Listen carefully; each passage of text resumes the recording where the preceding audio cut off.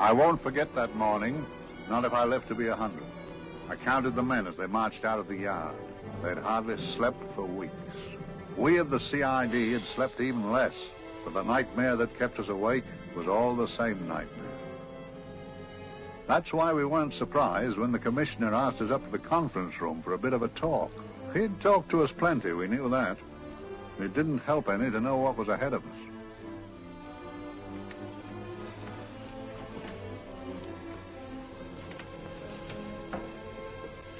Must we have that window open, Gregson? Oh, shut it if you want to. Chief will be in enough of a temper without having a ruddy blast down the back of his neck.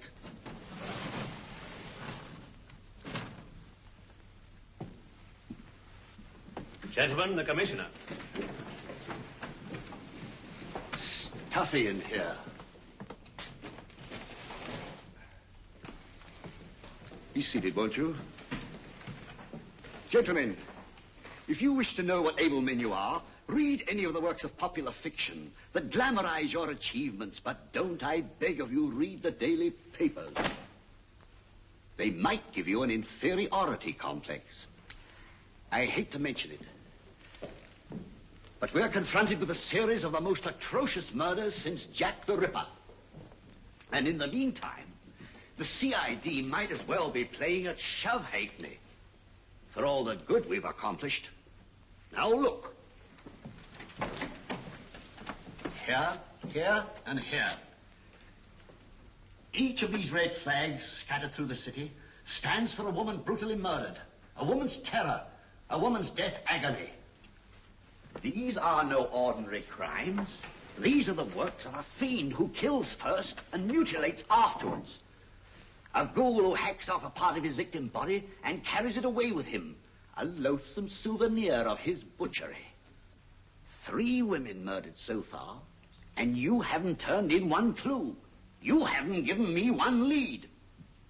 Here you sit and wait for news of a 4th victim, with your arms folded.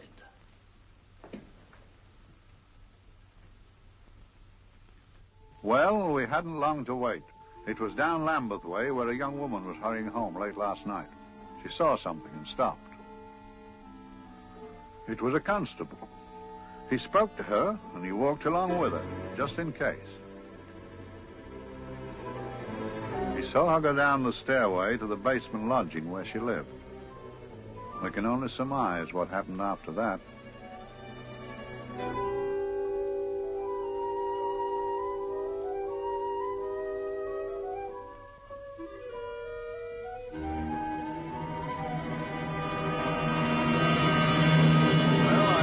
Pride in my pocket and went to see the man who'd so often helped out Inspector Lestrade and myself in the past, Mr. Sherlock Holmes.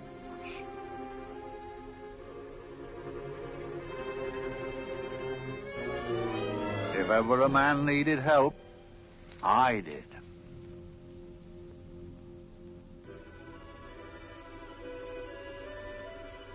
This makes 4, Inspector. 4 defenseless women here in the heart of London.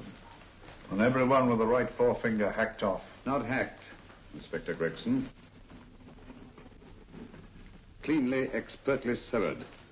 The work of a skilled surgeon. That's our only clue. Much about the age of my sister's girl. Is there no way of stopping this, Mr. Holmes? Yes. There's a way, somehow. The fiend that did this. I promise. I promise. We've nothing to go on. That's the rotten part of it. We can't get far without knowing the motive. Well, at least we know what the motives were not. It wasn't robbery, nor passion, thanks be, nor yet vengeance. Because they all came of totally unrelated families. Steady, Inspector, steady. Sorry, Mr. Holmes. I don't turn a hair when it's a bloke that can look after himself. A little slip of a thing like that. Yes, it's horrible. Come on, let's get a drink.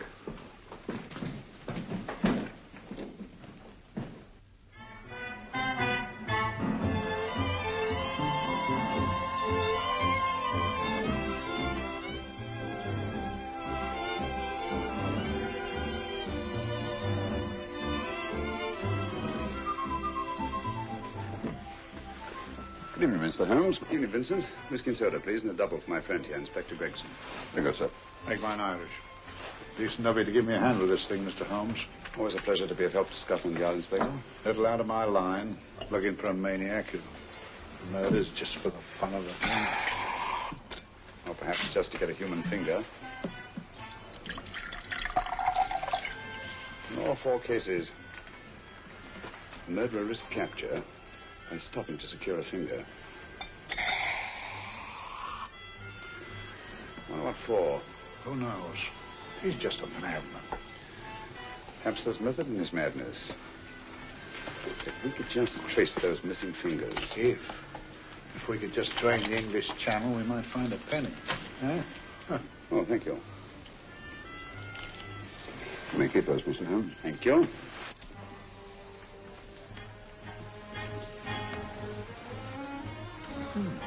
Sir George Fenwick, isn't it? Yes. Is that his daughter with him? Don't be so naive, Inspector. You know everyone, don't you, darling? Well, hardly. A week ago, I didn't know you. A week. How fast it's gone.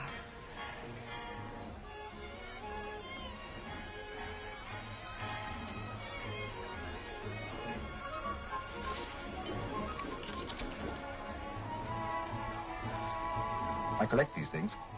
How very quaint of you. Shall we go? Yes.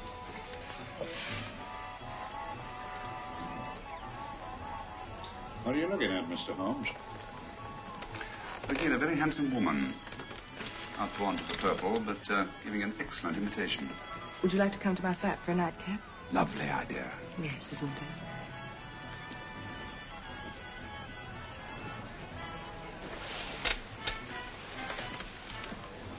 I wonder where she's taking Sir George Fenwick. Don't be so naive, Mr. Holmes.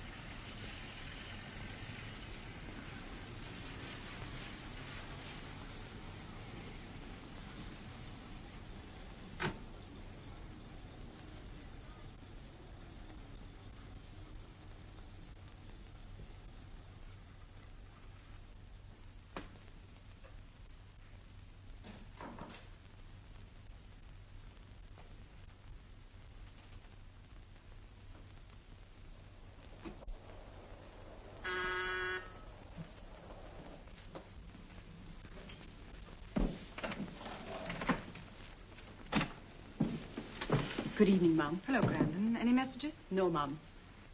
Thank you. Drinks, Grandon. One of your nice surprises. Yes, Mum. I say, you don't mean that... Grandon's a marvel, aren't you, Grandon? Yes, Mum. You wouldn't believe the things she can do.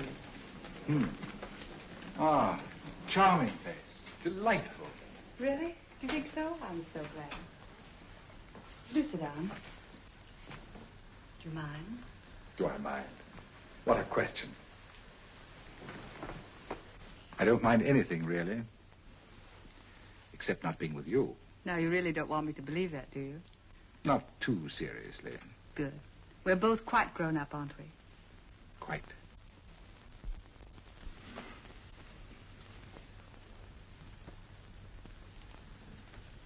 You're a treasure, Grandon.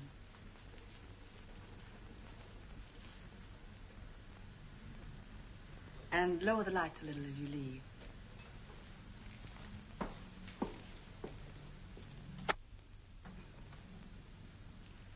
I prefer a more flattering light. In any light, you'd be... Would I? And don't you know it? Perhaps I do.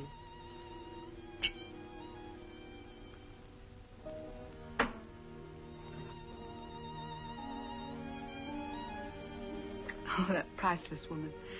You wouldn't believe it, but she's absurdly romantic. She loves dreamy music, and she thinks that we... But we do, don't we? Do we?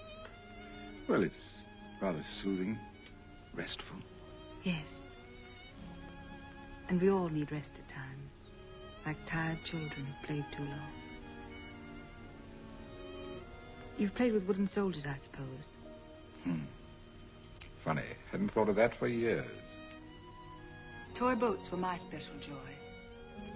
Anything I could set afloat anywhere. Like this. And this. Toy boats sailing into the Never Never Land. The land of beautiful dreams. Look. Look, odd, isn't it, how the light is reflected? Little specks of light that move and move. Like stars on a slowly moving stream. You know, Holmes, I'm very sensitive to atmosphere. No? Yes, I can tell by the feel of this room there's been a murder committed here. It may interest you to know, my dear fellow, it was the other side of that door at the foot of the stairs that the poor girl was murdered. If only I could find it. Find what? The one thing these unfortunate victims have in common that might give us a motive for these murders. There must be something. Another Jack the Ripper, if you ask me, a homicidal maniac. No, Watson. In the case of Jack the Ripper, there was one thing in common. His victims were all from one walk of life, living in the same section of the city. In this case, the murderer chooses his victims from all walks of life and from different sections of the city. No, my dear fellow, this is not the work of a homicidal maniac. It's something infinitely more sinister. You mean the creeps? What on earth are you talking about? Watson, I'm convinced that these murders are only incidental to some larger and more diabolical scheme. That may be, but why the severed fingers? The answer to that question, my dear fellow, is our only hope of solving these mysteries. Dear sister, I am so happy. I had such a lovely holiday at Brighton with you and Alf. And I'm looking forward to being with you again. Poor little thing. Sort of raises a lump in your throat. I can picture her sitting here happily writing this letter. And I'm not bit realizing that she's shortly going to her death. Hello? Gregson. Oh, there you are, Mr. Holmes. I've been looking for you everywhere. What's happened? Murder in Edgware Road, not half an hour ago. Woman? Yes. And the right forefinger cut off clean.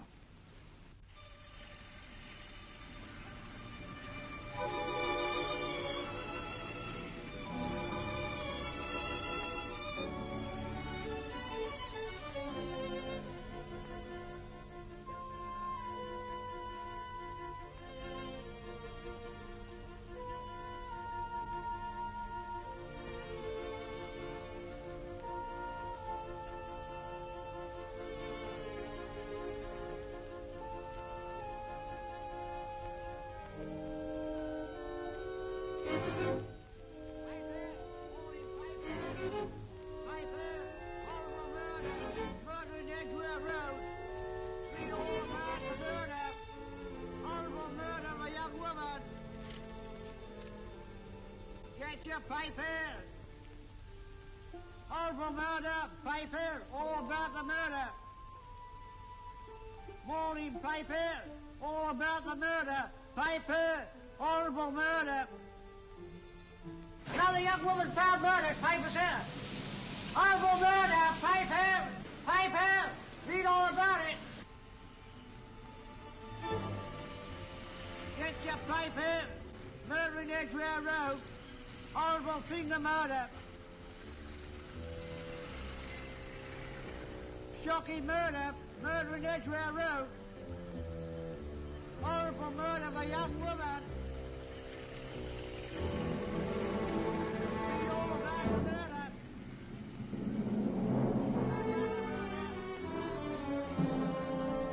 Only fancy, Mum. There's been another of those horrible murders. Dear, dear, how shocking. Yes, Mum. I really don't feel quite safe here myself. Oh, dear.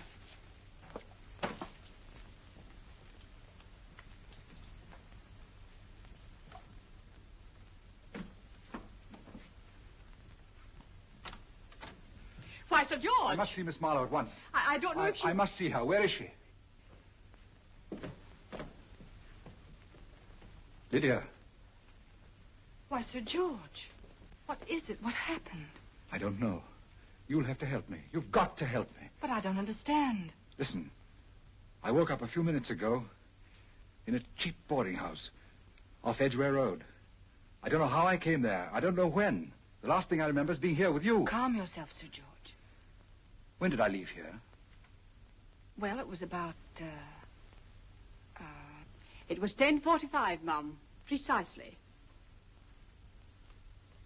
You seemed, forgive me, just a little distressed. Detached, not interested. I thought I'd said something to offend you. I don't remember.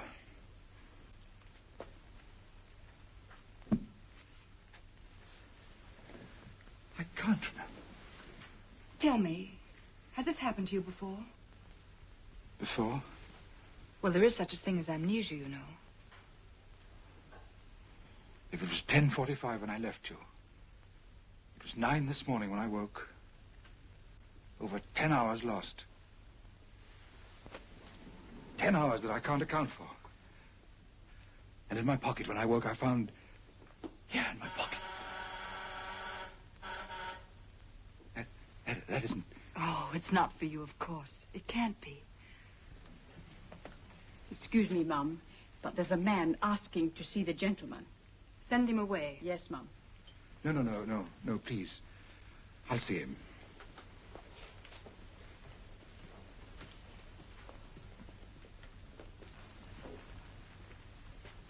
Well? Delightful room. Not much like the place you woke up in this morning. You followed me here? Yes. Are you a detective? Oh, no. Quite the contrary. Don't be afraid, Sir George. You know my name? Oh, yes. A very old and highly honored name. And being the bearer of such a name, and also a very wealthy man, I thought you might care to possess yourself of this trifle. Rather than let it fall into the hands of the police. It is yours, if I'm not mistaken. The initials, GF. Where did you get this? It came out of your pocket. I saw it fall, but you never noticed. You were very busy, bending over something with a knife. Then you put something in your pocket.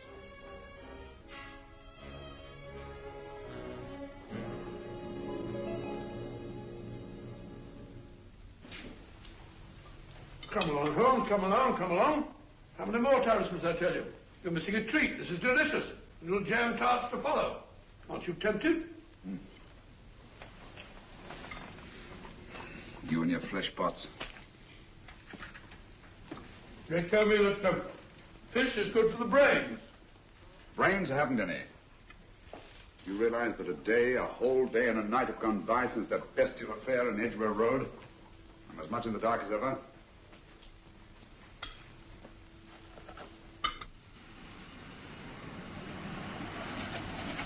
Hello, here comes a client, unless I'm very much mistaken.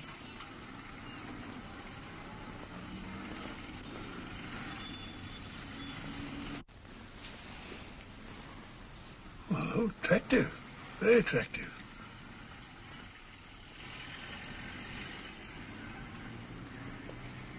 Obviously, she left home under the stress of some very great emotion. How do you know that? She isn't wearing any gloves. A startling omission in a young lady of fashion. No, she didn't put her coat on. Open car, too.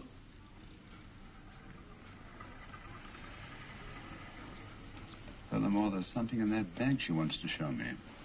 What makes you say that? The bag doesn't match her dress, indicating it was picked for size rather than style, to accommodate some bulky object. You amaze me, Holmes. Not to mention, my dear fellow.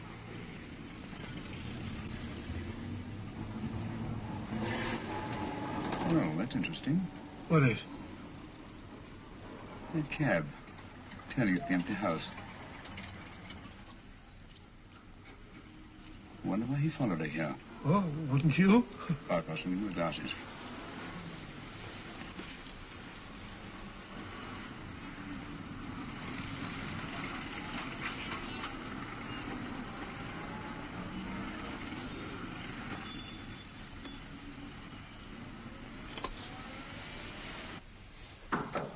Well, we shall soon know. Yes, Mrs. Hudson? It's a young lady, sir. Most urgent. Ask her to come in. Go right in, miss. Mr. Holmes? Yes, this is my friend, Dr. Watson. How do you do? How do you do? Mr. Holmes, you must excuse me, please. Yes, well, won't you sit down? Come along. May I? It's quite all right. Thank you.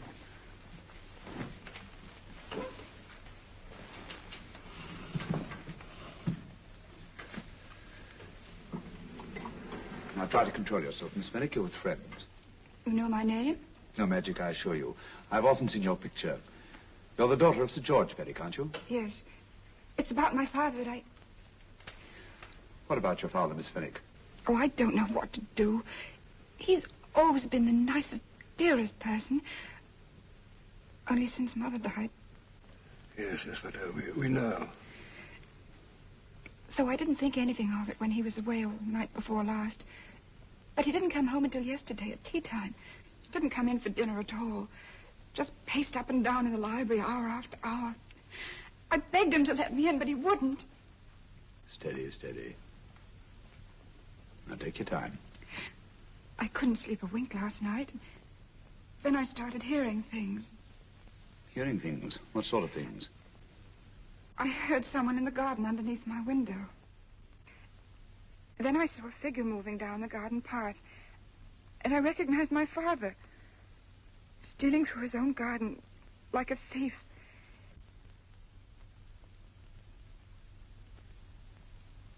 He had a spade in his hand. And he stopped by the greenhouse where he started to dig. This morning, at daybreak, I stole out into the garden and found this.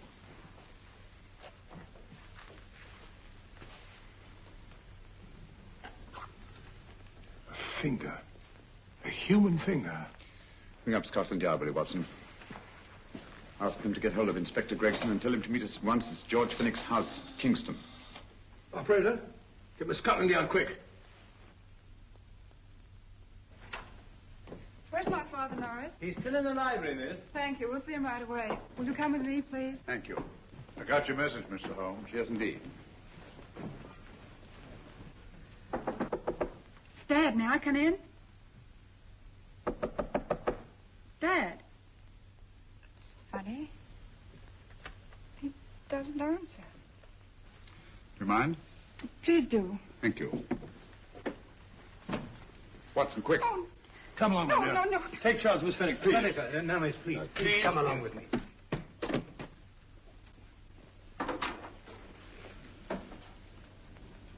Dead? Yes. What do you make of it, Doctor? Shot in the back, between the second and third ribs. The bullet undoubtedly had penetrated the heart. Look at the powder marks on his coat. I was afraid of this.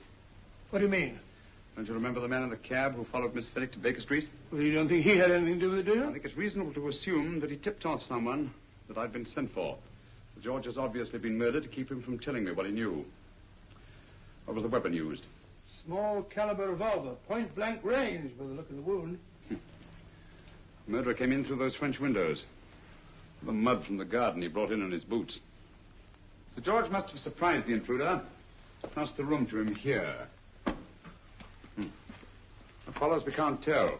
But from the location of the wound, I'd say that he turned his back for a moment, and as he turned, the muzzle of the revolver was placed between his ribs and one muffled shot fired. And you mean to say he kept on going, even after he was shot? There's no doubt about it. Look there. The trail of blood leads us back to the desk. Something Sir George was after. Something. I know. He was trying to summon help, poor chap. I don't think so, Watson. There's the bell pull by the fireplace. No, you'll notice from the trail of blood that Sir George made straight for this desk here. I wonder. There was something he was desperately anxious to get. Hello. His right hand's clenched. That's perfectly natural. Death agony. But the left hand lies open. Why only one hand clenched in the death agony, the right hand, the hand nearest the desk? Please note that.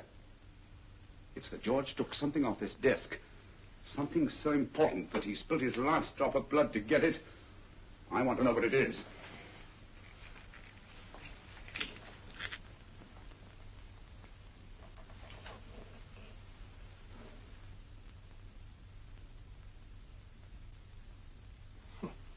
Nothing but an ordinary match folder. Where does that lead us? I imagine to something very important, Gregson. This match folder's from Pembroke House. Why shouldn't it be? He was there, you know. We saw him yesterday. Yes, but the effort he made after he was shot to get hold of this match folder. It's just possible he wanted someone to remember Pembroke House. He may have wished to recall it to someone who saw him there. Someone who, like ourselves, saw him with a woman.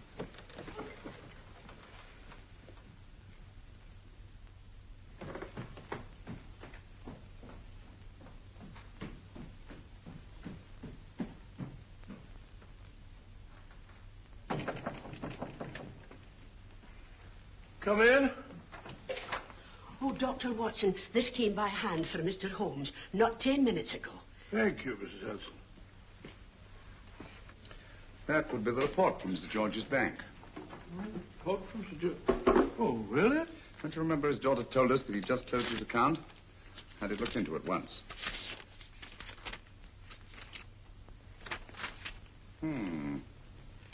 He drew out his entire balance in cash, nearly £10,000, yesterday, just after that young woman was murdered. What does that suggest to you, Watson? That he paid it out to someone. Precisely. I smell the faint, sweet odor of blackmail. You don't think he paid it out to someone who saw him murder the McLean woman? Sir George never murdered anyone. But he did have that woman's finger, and he empty did have and pay out a lot of cash. That's the terrifying part about blackmail, Watson. The victim is afraid to fight the accusation, no matter how false. Once the accusation is made, his name is smeared, and sometimes his life is ruined. Well, Sir George didn't commit these murders. What fiend did? I rather think they're not the work of any one man. Oh, come, Holmes. You don't expect me to believe there's a whole organization going about killing people and chopping off their fingers? That's possible, quite possible. Well, whoever's behind all this thing must be out of his mind. On the contrary, my dear fellow, if my assumptions are correct, this little scheme has behind it the most brilliant and ruthless intellect the world has ever known. You don't mean Professor Moriarty? I do. Oh, steady, Holmes. You've got him on the brain. This is the third time in as many months you've suspected him of unsolved crimes. He's dead, you know. Is he? Is he? You know he is. He was hanged in Montevideo, well, over a year ago. I know that someone was hanged in Montevideo under that name. But I'll stake my reputation that Moriarty is alive and here, now, in London. Hello? Yes, but Dr. Watson, wait a minute. You me? Well, yes. This is Dr. Watson speaking. No, I'm afraid I've retired. I don't practice anymore. What? Oh, that's a different thing. An emergency case. Well, just a minute. Yes? Yes, well, see, she's not moved. Remember that? Don't touch her till I get there. Fractured case in McCarthy's Mews. Heavy woman. 14 stone. Look at dust. 14 stone. Just the sort of person who would hoist herself up on a stool to feed the canary. There ought to be a law against fat people keeping little dicky birds. Well, so long, old man. I shan't be very long. Haven't used that bag since I bought little Amelia. What's the name in the world? She grew up to be a very unattractive child. Oh, who wouldn't with a name like Amelia? Oh, Amelia. Amelia.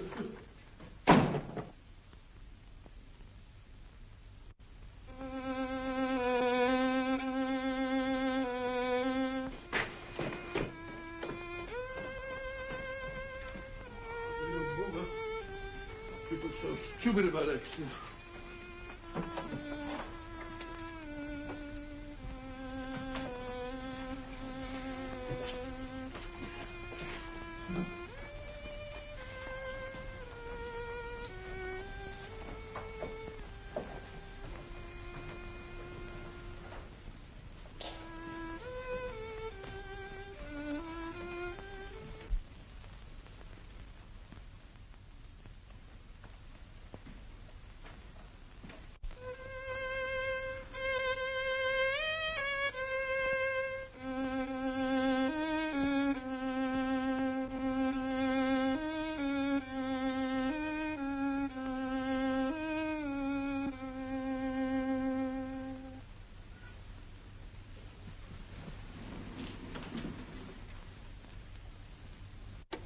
Oh, Professor Moriarty.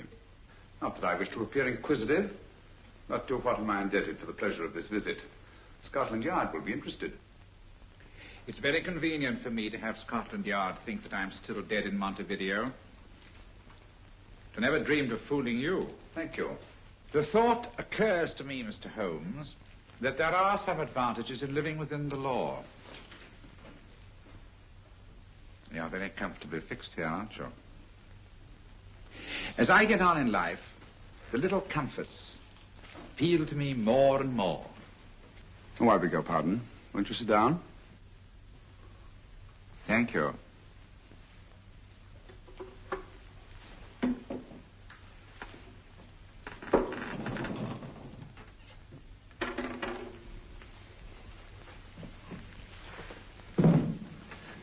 And now, Professor Moriarty, what can I do for you? Everything that I have to say to you has already crossed your mind. And my answer has no doubt crossed yours. Yes, final? What do you think?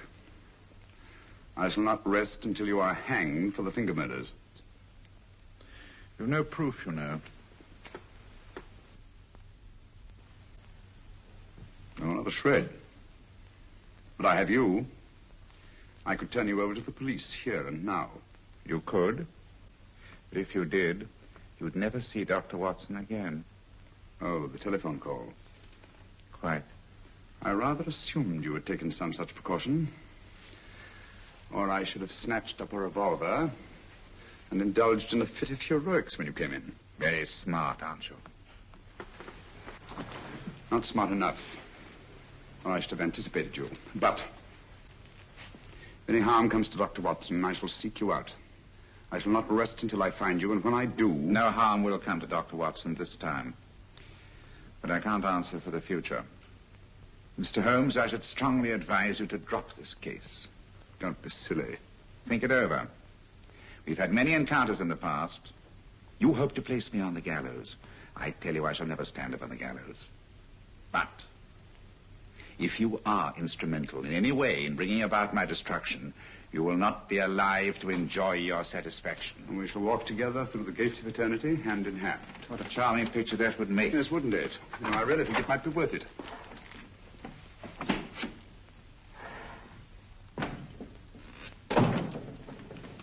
Shoelaces, Governor? Tuppence a pair. And strong enough to hang yourself. How many more times since I tell you I don't want your filthy shoelaces or your company? Shoelaces, Governor? Blasted impertinence. Run along, my good man, or I'll give you in charge. Shoelaces, Governor? Shoelaces, Governor? Help a poor bloke. What's only got one arm? Any luck with Mr. Holmes? You can read his obituary in tomorrow's papers.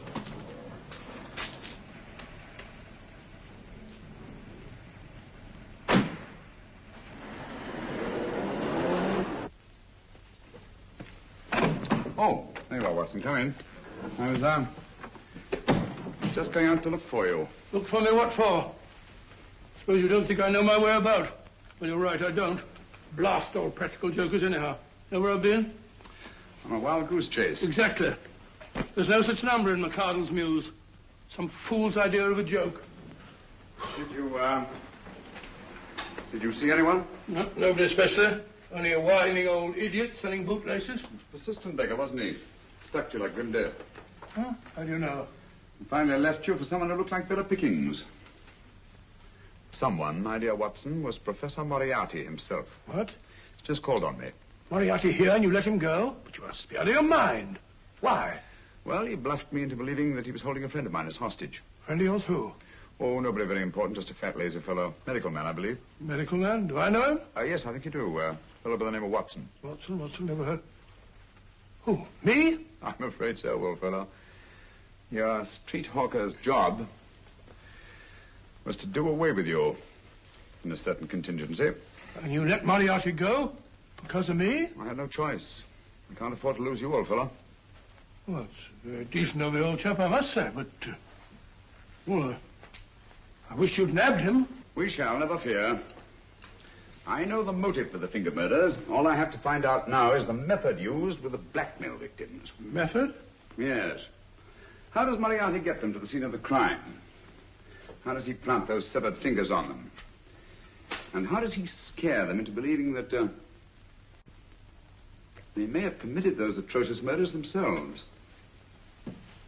Curious.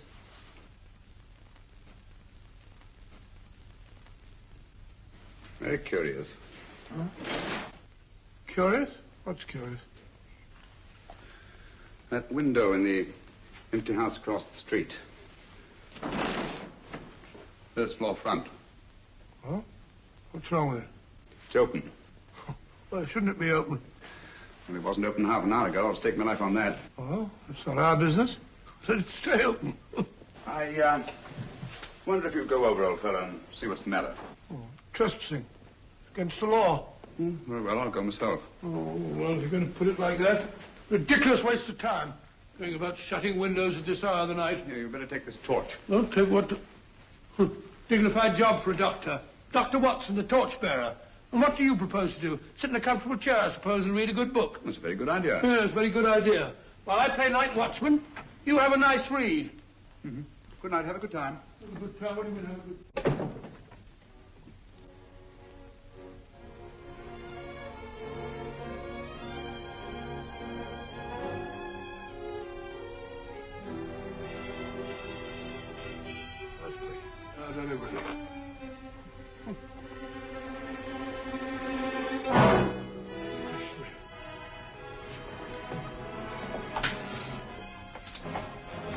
For? Oh, umbrella stand. Pretty little thing to keep about the house. Must have been a pet.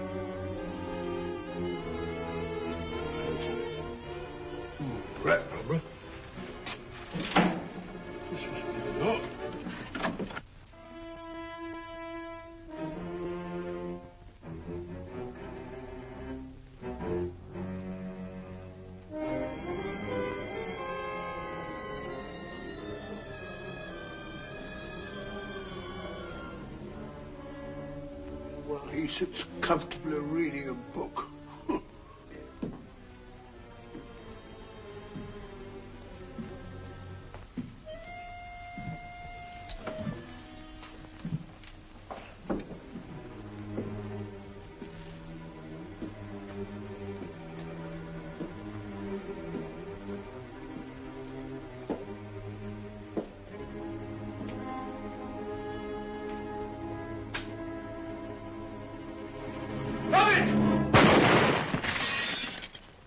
He killed Holmes!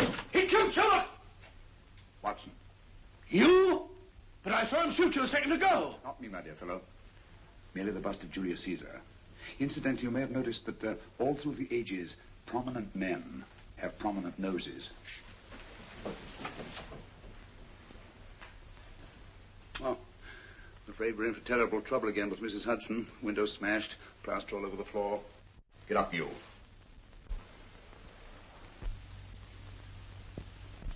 Corporal Williams, Middlesex Regiment. Discharged from the army as physically unfit. Papers seem in order.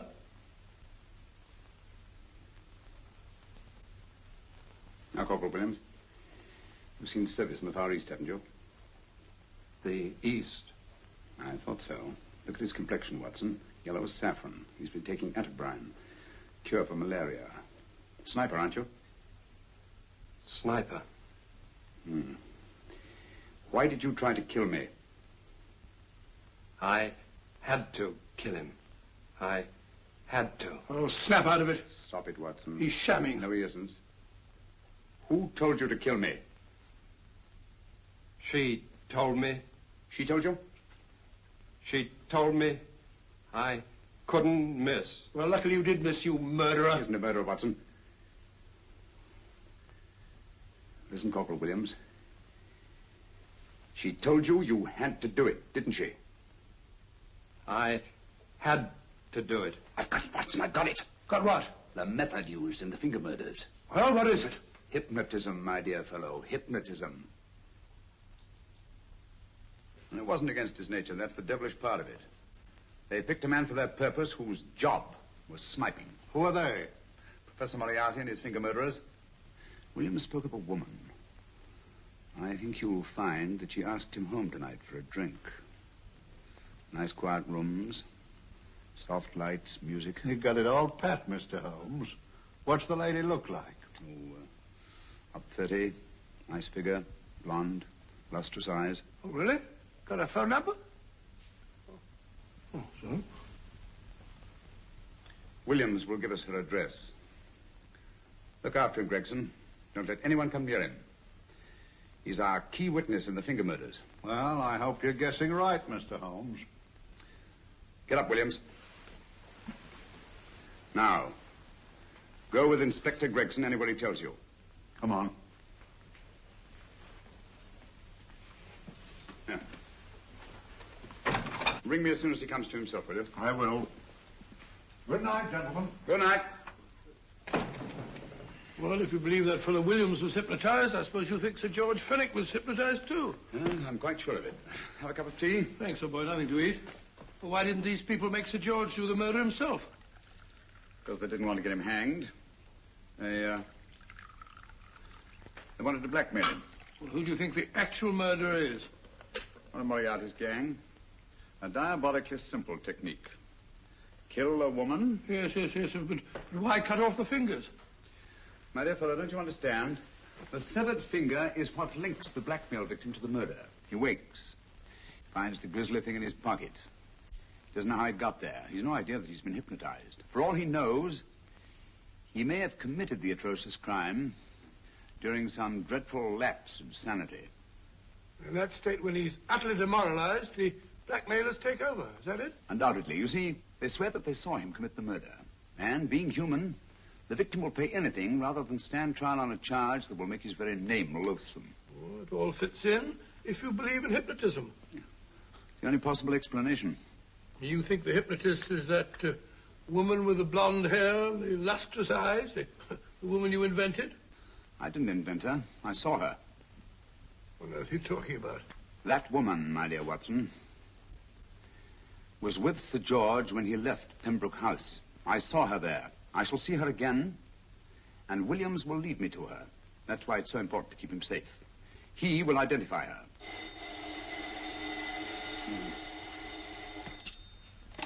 Hello? Yes? Inspector Gregson? What? Well, get every constable in the district. Yes, I'll be over at once. What's happened, Holmes? Williams is missing. Great Scott! Come on.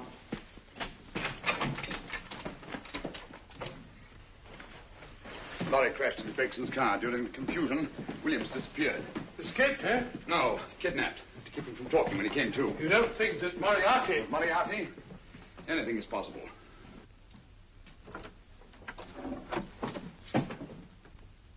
Williams! Dead. You see? Anything is possible.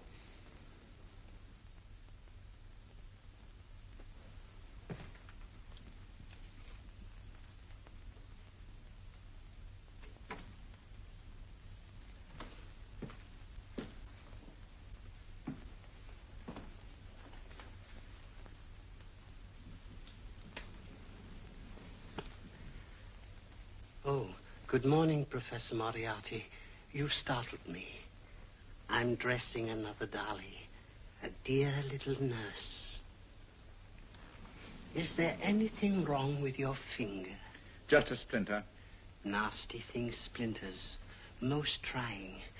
One can't be too careful, but I'll get it out for you. I have the very instrument to help you. Sharp enough to split a hair. Put those tools away until they're needed. But they're not tools, sir. They're instruments. Put them away. Is Lydia in? Yes. But really, you should let me. Get dressed. Holmes and Watson just left Baker Street for the Mesmer Club. Mesmer Club? The meeting place of all the top hypnotists in London. Do you suppose that Mr. Holmes is onto our method? If he suspects, it's merely a suspicion. It's our business to see that it ends there. I hope you're right. Williams passed away before he could talk, remember? What do you want me to do? Go to the Mesmer Club, meet Holmes, and induce him to come back here. Isn't that a bit dangerous? Every meeting with Sherlock Holmes is potentially dangerous. However, you say he didn't see your face at Pembroke House. And how would you suggest I get Mr. Holmes to accompany me here? Kidnap him? Oh, no. Holmes has one weakness, his insatiable curiosity. If you can arouse that, you can lead him anywhere.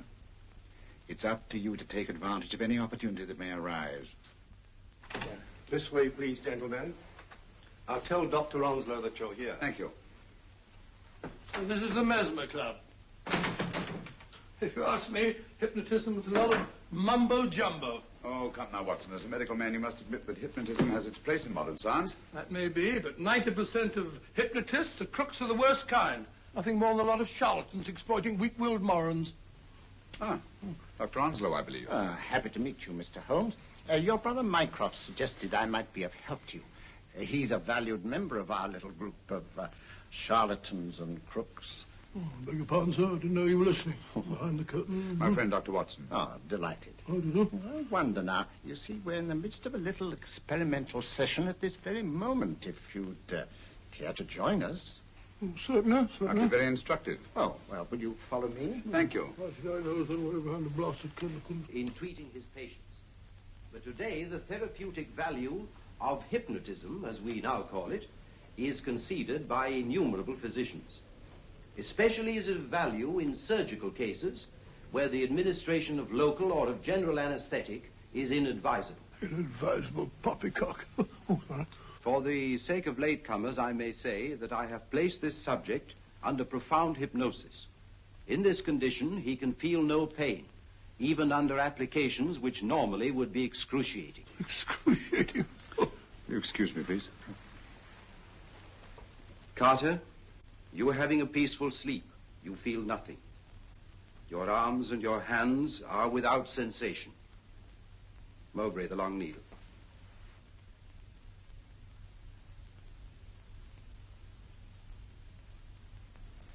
Carter, give me your right hand.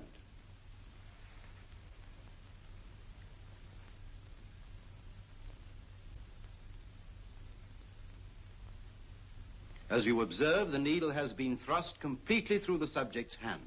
No feeling, no pain. This lack of feeling is the one infallible test of profound hypnosis. Nonsense. Fellow's full of drugs. Well, isn't he? Definitely not, Doctor. Wake up, Carter, wake up. You feel well and rested, remember. No pain anywhere. Wake up, wake up. I say, when are you going to begin? All through, Carter. Stand up. This way, sir. And, are these all the people that come here? Oh, no. Others keep dropping in all the time. I suppose it's all right for those who believe in it, but of course, I'm a professional man myself.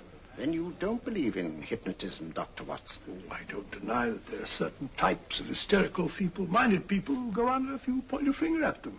But anyone with an ounce of character... How right you are. You see right through our little artifices, don't you, Doctor? Right through, my dear sir. Right through. Right so. But with the feeble-minded, as you say... excuse us, Mr. Holmes. Certainly. Step over here, won't you? Certainly, sir. Anything to oblige. Let me show you how easily we charlatans take advantage of them. Now, sit down, Doctor. Now, we set a thing like this in motion. It's wonderful, the attraction on the feeble-minded, of course. The continuous motion, if they just let themselves follow it. Of course, you could stare at it till doomsday, Dr. Watson, with no effect at all. Still, it might make you a little drowsy, like the white ribbon of road at night when you're driving. The rhythm is smooth, unbroken, and the road goes on and on, round and round, always the same, winding and winding. And you're drowsy, you're tired. Let the road come into you, as it were. The long road, the smooth road, the road to sleep. Sleep.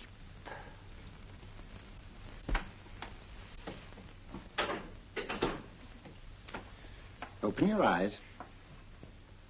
Stand up. Turn around. And now, Dr. Watson, you're on a holiday in Scotland. The country is amazingly beautiful. We're coming to a stream. It isn't deep. Better take your shoes and socks off.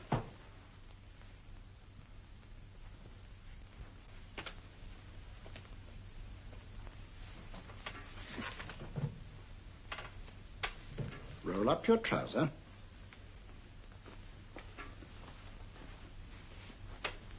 That will do. The other leg is waterproof.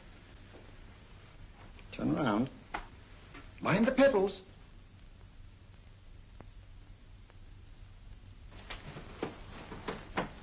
Sit down.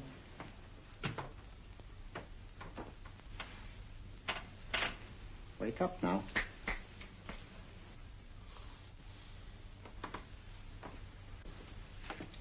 There, you see? What I tell you, it didn't work with me. Why, nobody with an ounce of character.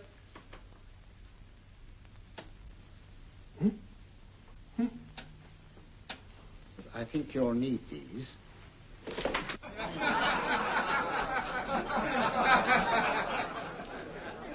Something to laugh at? Watson, she's here.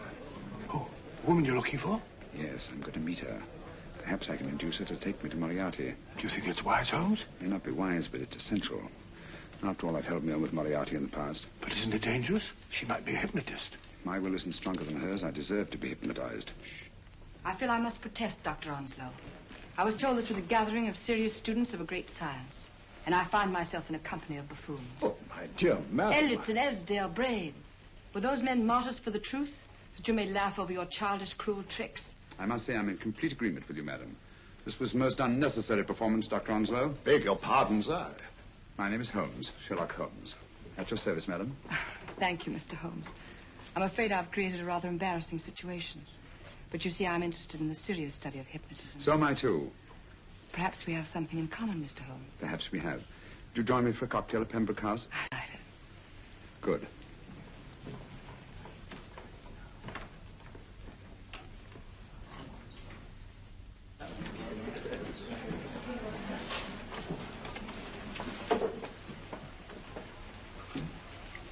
Thank you. I didn't know there was such a pleasant place in London. It was so nice of you to suggest our coming here.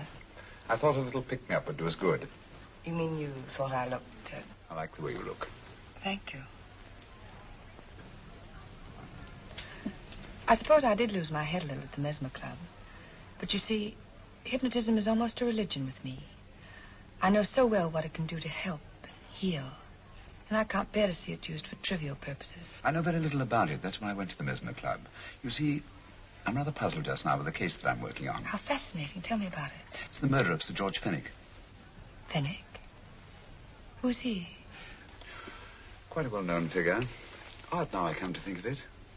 Last time I saw Sir George was here at Pembroke House. Strange. Yes, isn't it? He was sitting, I believe he was sitting at this very table. Cigarette? Thanks. Do go on. There was a charming lady with him. He was lighting a cigarette.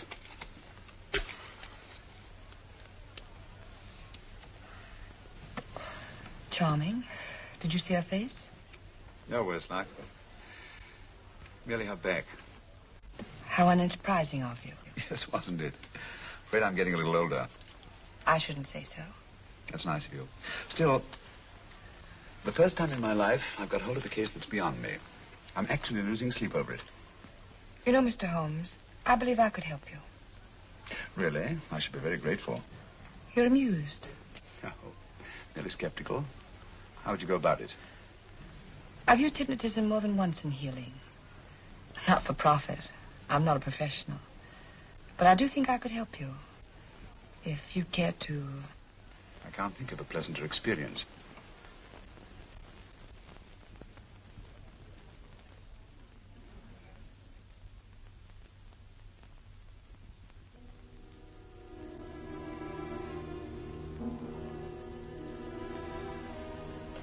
Low lights, music, is that all there is to it? You must relax, Mr. Holmes. I'm afraid you're a rather difficult subject. So I thought perhaps a little help. Materia medica might be advisable. Drugs?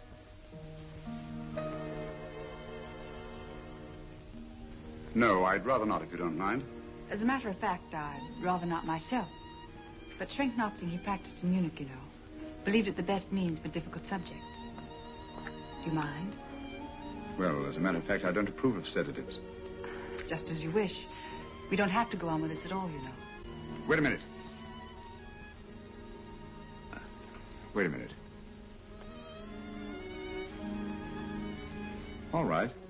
I'll take a chance. It's really quite harmless. What is it?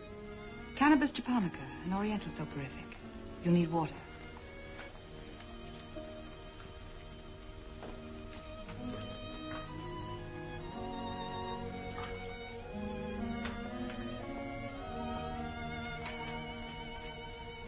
Thank you. Now sit down, Mr.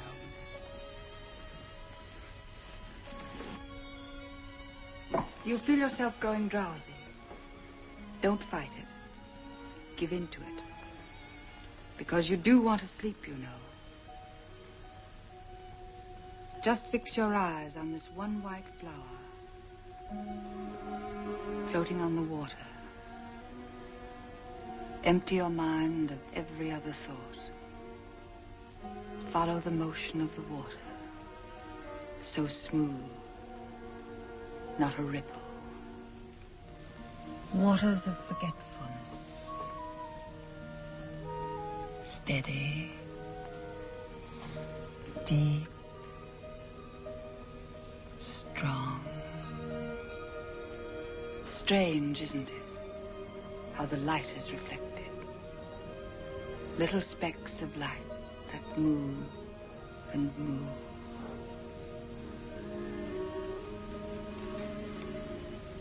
It's restful here. It's peaceful. It's friendly. And you're very close to finding what you're looking for. You'll find them soon now. The guilty ones. When you're rested, gentle waters closing over you. Steady, deep, strong, drawing you down, down,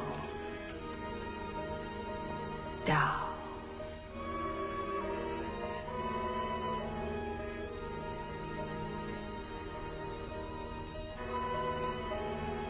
Sleep. Sleep. Sleep.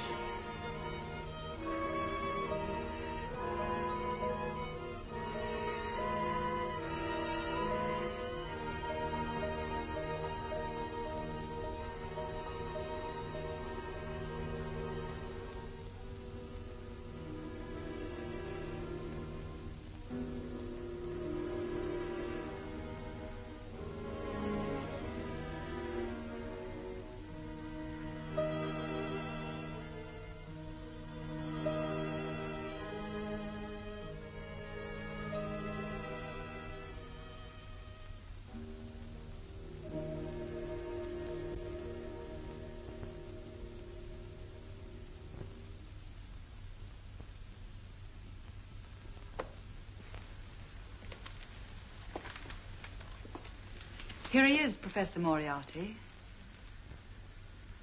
Stand up, Mr. Holmes.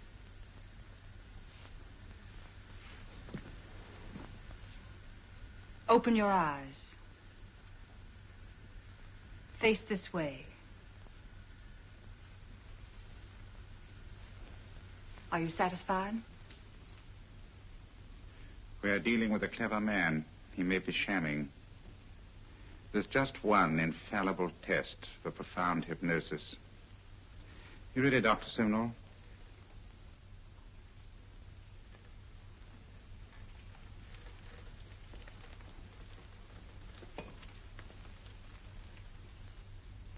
That will do, Doctor. He couldn't fake insensibility to the knife. I congratulate you, Lydia. Turn round, Mr. Holmes. Now walk to the desk.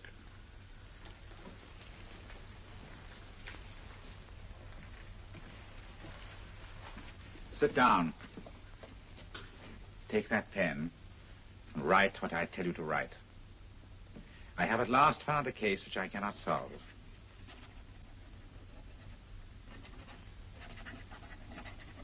I have outlived my usefulness. Therefore, I have decided to end my life.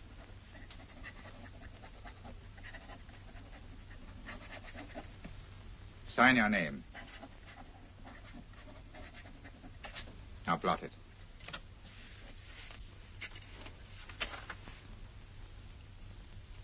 Fold it up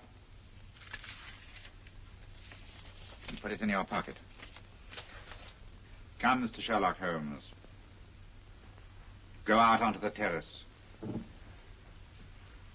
But it won't look like suicide, sir. I'm sorry, but Mr. Holmes' injuries must all be self-inflicted. Let's walk a little, Mr. Holmes. It's so pleasant here in the garden. Just step up here onto the terrace. It's a nice, broad terrace. Now turn to the left and walk slowly to the end of the terrace.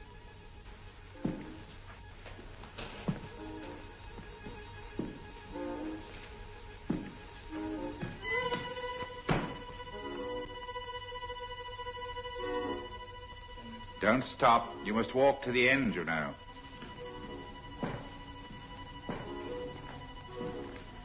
The end leads to an open doorway. You can pass through it in perfect safety. In the room beyond the doorway, you'll find what you've been looking for. Must you drag this on? This is the moment I've been anticipating for a long time, my dear. Go on, Mr. Holmes.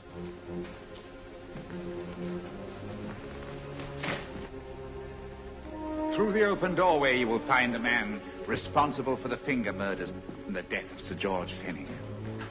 Professor Moriarty. Holmes! Stand still. What a beautiful view, Watson. I'm quite enjoying it. No, you're not. You're hypnotized.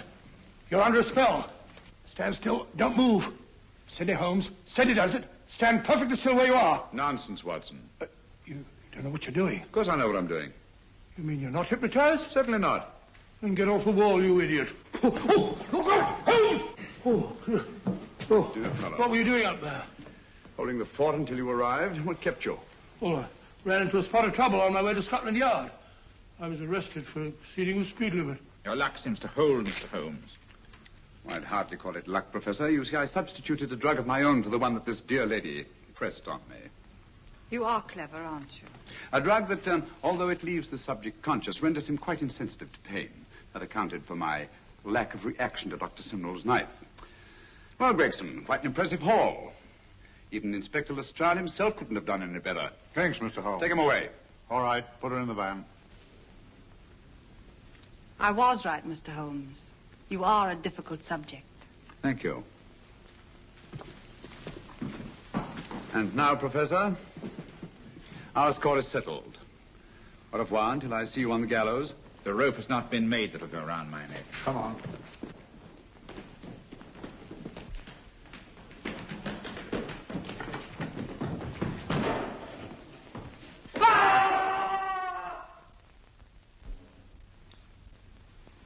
I'll take care of things, Mr. Holmes. Thank you, Inspector. Come on. An evil man, Holmes, but what a horrible death. Better than he deserved. What are you thinking of? I'm thinking of all the women who can come and go in safety in the streets of London tonight. The stars keep watch in their heavens. And in our own little way, we too, old friend, are privileged to watch over our city.